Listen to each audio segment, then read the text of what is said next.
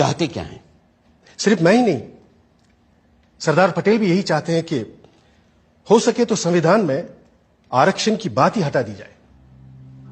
मेरे रहते संविधान से आरक्षण नहीं हटने वाला, चाहे आप कितना भी जोर लगा लें मुंशी जी। पर कोई रास्ता तो हो सकता है ना? हां, एक रास्ता है। मैं ही हट जाता हूं संविधान की ड्राफ्टिंग कमेटी से। अरे फिर आप लोग जैसा चाहें वैसा संविधान बना लीजिएगा। सुनिए भीमराव, भीमराव सुनिए तो। उस दिन से डॉक्टर अंबेडकर ने संविधान का मसौदा बनाने का काम बंद कर दिया और ये भी संदेशा भेज दिया कि वो ड्राफ्टिंग कमेटी से ही नहीं, लॉ मिनिस्टर के पद से भी इस्तीफा दे देंगे। ऐसे गुणी, मेहनती और जिम्मेदार इंसान के जाने की आशंका से खलबली मच जाना लाजमी था। अब एक ही रास्ता सामने था और एक ही संकट मोचक।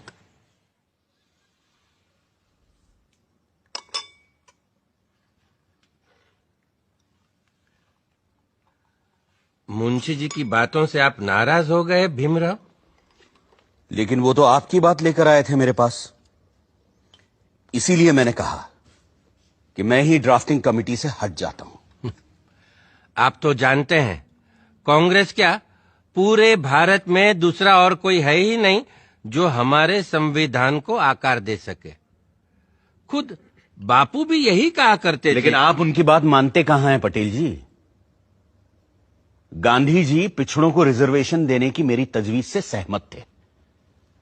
पंडित नेहरू ने तो खुद पंडित होते हुए भी यह कहा कि सदियों से हिंदुओं ने निरीह अछूतों और आदिम जातियों को बेबसी, दरिद्रता और अशिक्षा में रखा। फिर अगर हमें उन्हें सबके साथ बराबर लाना है तो हमें उन्हें स्पेशल ट्रीटमेंट देना ही होगा। आपकी बात सही है, पर आप तो जानते हैं कि बड़े पदों पर हम मेरिट के आधार पर ही लोगों को ले पाएंगे। तो फिर क्लर्कों की नौकरी के लिए इतना बड़ा जोखिम उठाना? जोखिम? मुझे तो इसमें कोई खतरा नजर नहीं आता। खतरा यह है कि अगर हमने एक विशेष वर्ग को आरक्षण दे दिया तो बाकी के लोग भी आरक्षण की मांग करेंगे और भारत भर में जातिवाद का ये जहर फैलता जाएगा। जहर तो हमने पिया है सदियों से और फिर भी हम जिंदा हैं। रीढ़ की हड्डी तोड़ डाली आप लोगों ने हमारी, फिर भी हम लोग खड़े हैं।